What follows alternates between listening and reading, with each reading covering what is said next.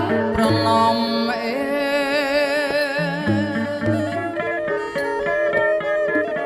ជង្គង់ហើយខ្ញុំលឹកលោកកាយដៃខ្ញុំ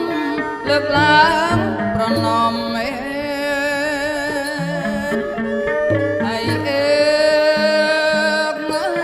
ក្រាបថ្វាយបង្គំក្រាបថ្វាយបង្គំរំលើកកន្ត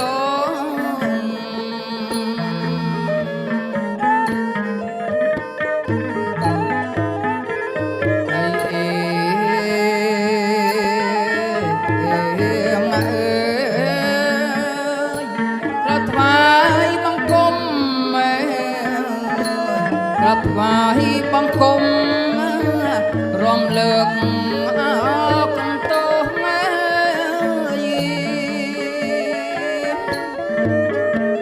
ដៃមួយហើយខ្ញុំចាប់លោកកាយដៃមួយអើខ្ញុំឈង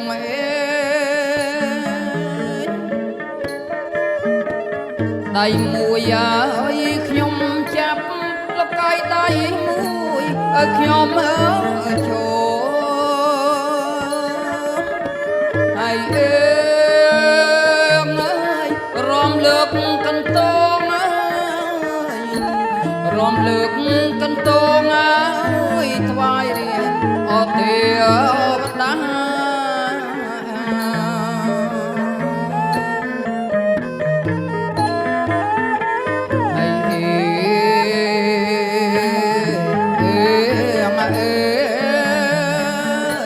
រំលើកកន្ត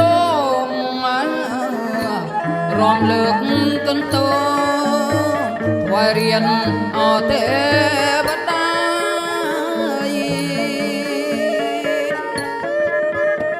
សសរឲ្យ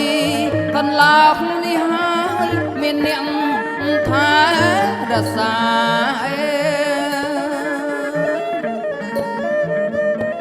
សសរហើយកន្លងនេះហើយមានអ្នកថារសាហើយថ្វាយរៀនទេវតាថ្វាយរៀនទេវតាសូមសុខអសួស្ដី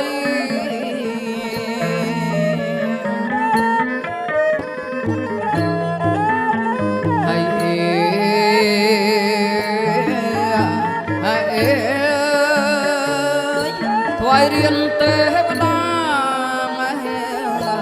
ថ្វាយរៀនទេវតាសូមសុខហើយសួស្ដី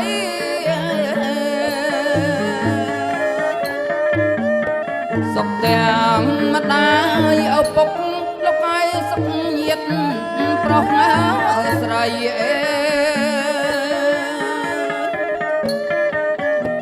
សុខទាំងម្ដាយឪពុកលោកកាយទាំងញាតិប្រុសស្រីហើយបានសុខសួស្ដីបានសុខសួស្ដីហើយមកចាំអោវិមាន